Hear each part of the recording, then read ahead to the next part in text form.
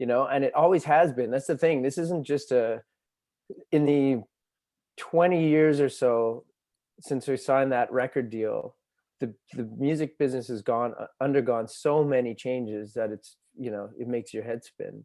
From Napster and the sort of beginning of streaming and pirating of records, and then the record labels didn't particularly adapt quickly to that, and we had all this litigation and lawsuits against kids in their looking up music online, and just everything was just wrong about that, and